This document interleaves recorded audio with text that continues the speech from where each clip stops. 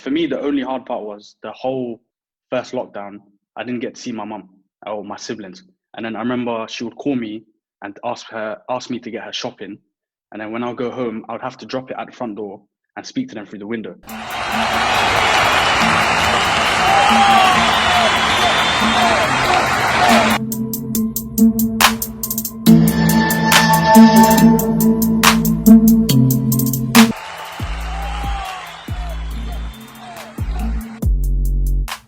FOOTY 258 here, back again. I'm your host, Jordan Antonio Brown, and today we got another episode of Supporter Section.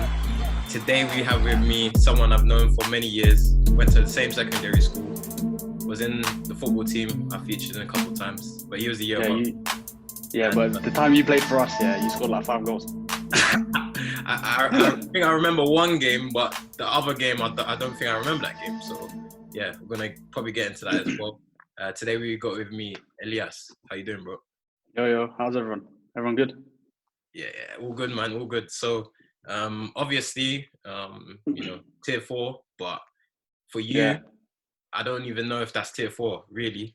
It's not really tier 4, man. It's not really tier 4. It is, but it isn't. It is, but it isn't. Yeah. So just talk on, obviously, your experience leading up to lockdown and how that's changed for you. So the first lockdown, I remember it was like serious. I remember we wasn't letting no one in our yard. No one was going out.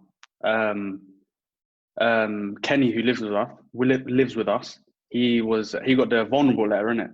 So imagine he locked himself in his room and he bought like a stove, a microwave, everything in it. And he didn't leave his room for like 6-7 weeks. No one saw him. So like the first lockdown was proper serious. But then after like a month, when the weather started getting better, we was in the garden, we was playing football. We got like badminton net. We was playing Monopoly all the time. Like it was fine. Living with other people during lockdown is fine. But the people who are living alone, like I couldn't imagine being like that. I feel like living alone during lockdown it must be crazy because it's just you on your ones all day. Can't speak to no one. And just social media as well must be killing people's brains during lockdown. Yeah, no, for real, man. People, they go through the lockdown, but also, spending time with, holidays, Christmas and so forth. It's so hard for those type of people. And you just got to be grateful, obviously. Things happen, but being grateful is the most important thing because you can have it worse than other people, especially in your situation. So obviously, exactly. For those who don't know, you live in a big house with all your friends. I live in the Bakersfield house, Yeah. So, just how's that experience like living with your friends? It made lockdown 10 times easier. For me, the only hard part was the whole first lockdown. I didn't get to see my mum or my siblings. And then I remember she would call me and ask me to get her shopping. And then when I'll go home, I would have to drop it at the front door and speak to them through the window. But for me, I feel like I'm still grateful because I got to see them. Some people's families live in like different cities, completely different parts of London. So I can't imagine how they were feeling when their parents were like, I miss you, blah, blah. They just want to see their family, you know what I mean? So I'm still grateful for it.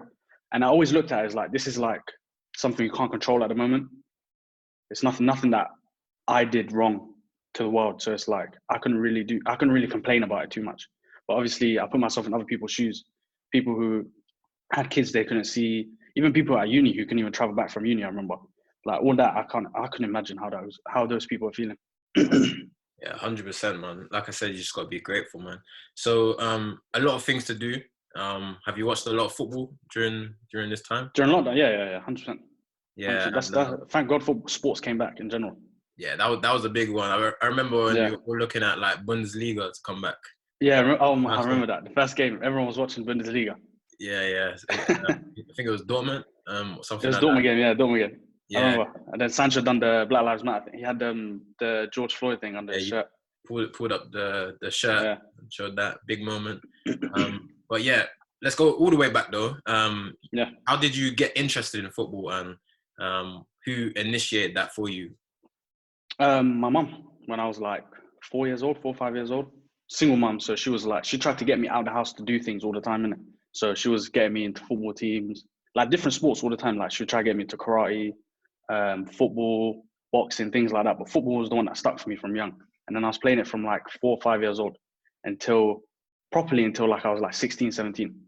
So that's, yeah, good 13-year run of football. Yeah, man. No, I remember in school, used to be quite decent at football. Yeah, well, that was not bad, not bad. Yeah, you Not bad. were decent. You're a decent No, footballer. not bad, not bad. Like the people obviously growing up in Brent, there's very athletic, people Yeah. you're growing up with, doing different sports, like you said. Who stuck out to you? In sports. Yeah, in sports in general. I'd say Kyle. Do you remember Kyle? Yeah. Playing basketball. He's the only person I knew that played basketball, and he was actually really good at it. That's because everyone was playing football. Remember, there was no one that played a different sport, and he was the only one that played a different sport that nobody watched. And I remember after school he would go to the sports hall. He would go to the sports hall, and then he wouldn't leave if he didn't make 500 free throws or 100 threes and things like that. And I remember we used to stay there till we used to finish school like 3ish.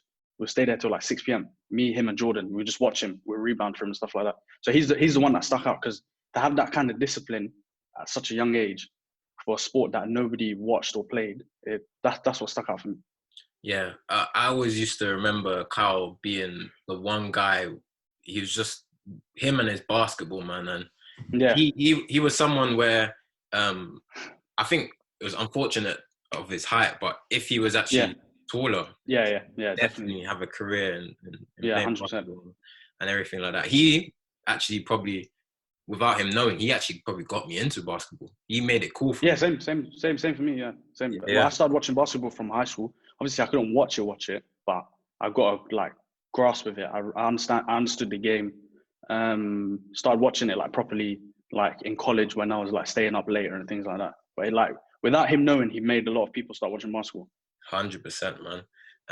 You playing football with, obviously your school team and so forth, and probably playing against certain footballers who probably went on to have careers and so forth. Yeah.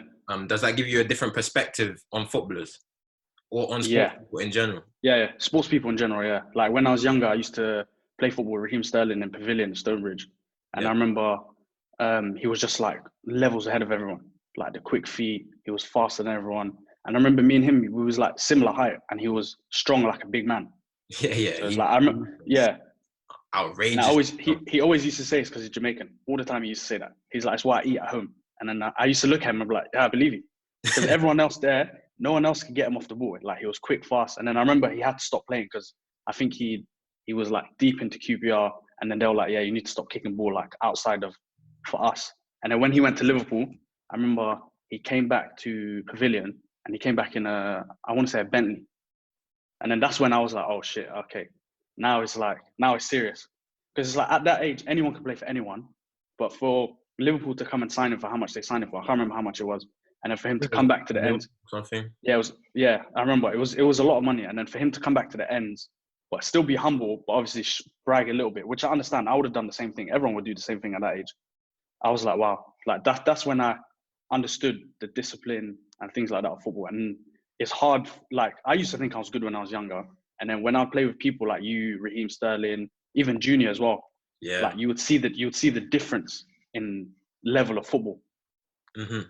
Yeah. Just touching on Raheem, humble guy. Obviously, he's got a confident side. That's what makes him an athlete. But humble guy, and probably him coming back and showing everyone, this is what happens when you dedicate yourself in life, and you can make something of yourself. And that's a crazy story for everyone growing up in Northwest London. Speaking on supporting Arsenal, you're an Arsenal fan, so you went through the glory days, and now you're coming out, and it's I was too young for the glory days, man. I didn't get to properly watch the Invincibles. I remember my first proper Arsenal game was can't remember what year it was, but it was United Arsenal, and it was the day we got shagged when there was bare fouls, Fergie time, everything, and they stopped the Invincible run. That was the first proper game of Arsenal I watched, and then obviously the Champions League final when we lost. Those are the two like games I remember from a kid. Other than that, it's just been going downhill. Yeah, I remember that game. Rooney scored, and called? I think Van Nistelrooy or something Yeah, I like that. think it was Van Nistelrooy. Yeah, I think Van Nistelrooy is the one I remember. Yeah. So okay, cool.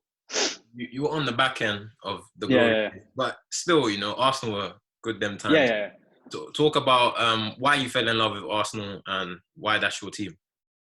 Oh, I remember. So I was watching that Man United game where we got shagged, and I remember all my uncles in that sport Man United.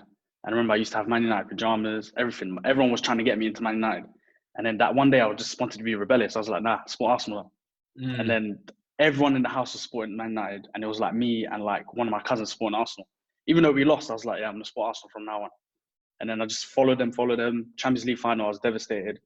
But after that, it was Arsene Wenger and the French players, like Henry. Like I like the showboating, the cockiness. I like things like the confidence, things like that. Of, like players like him when they know they're good. I like players when they know they're good and they show it. That's what makes me like a player. Yeah, 100%, man. That brings the entertainment side to the football. Where I think, Yeah, you know, we kind of lost that, you know, in this day yeah, and we've age. lost that a lot. Yeah, yeah, 100% with That social kind of, media and everything. Yeah, yes, you know, obviously you got players where they have style and whatnot, and they'll yeah, probably show you more off the pitch, but on the pitch, that kind of fight, rivalry, yeah. gamesmanship, You like you don't know, get that all of anymore. that is kind of gone, you know.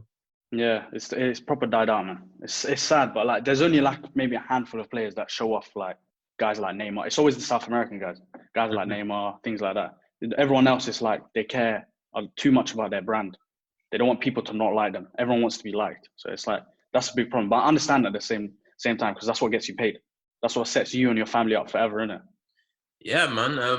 I think we were talking about that off air the other day Yeah, about the balance, finding the balance in certain situations. Obviously, you want to yeah, be liked, and you want to have a system where you can set up yourself where sponsors they trust you to promote their yeah, stuff, and you know you're not letting anyone down in that regard. But you also want to show a little bit of your side to the fans, your personality, yeah. and everything like that. Talk on you know, things like that. How you think you can, you know, balance I it. feel like it's very hard to balance. I feel like it's very hard because at the same time, you've got a family to look after. Remember, you have to feed people, and especially as a footballer, when you're making 200-300K a week, you're gonna have extended family you look after and friends and things. You've got so many people to look after. So I get when players tell like media and things like that not to say certain things or to keep certain things up because they don't want to be looked at as the bad guy. Because then brands will look at and be like, oh, whoa, this guy did this. We can't sponsor him anymore.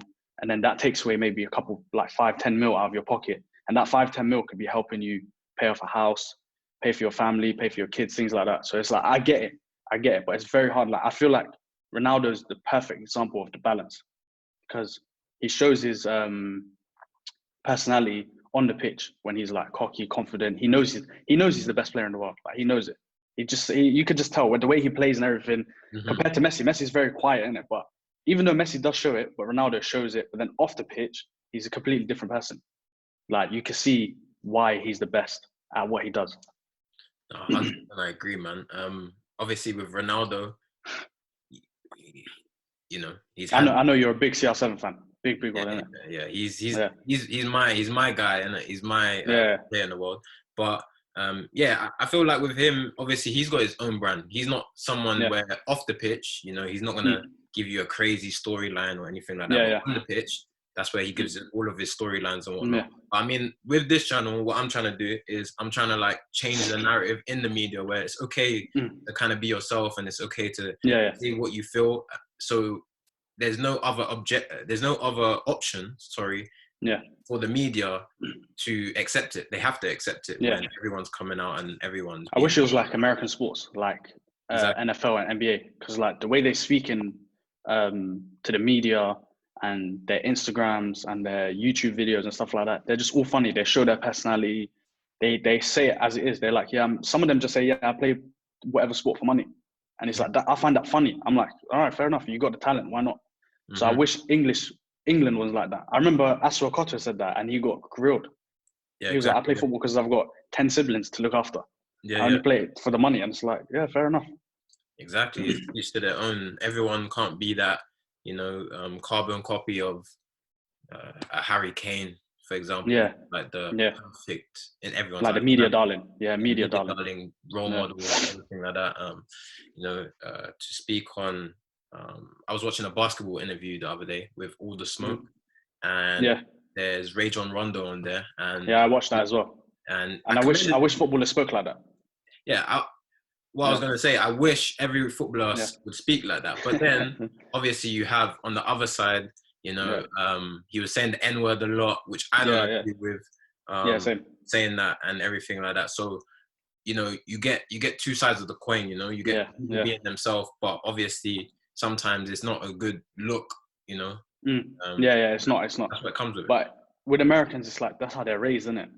And it's like you're a product of your environment, isn't it? So it's I don't blame them. So it's like, but if footballers spoke like that, football would be a completely different game. I think it'd be more enjoyable and everything. Like that. But I think this country, I don't know, it's just the way it's set up. It's not really going to happen like that. But hopefully, maybe in the future, things can get more interactive, and that's why we have hopefully this, for fans as well. This segment, to footballers to interact with, you know, supporters of football. For more content like this, like, share, and subscribe.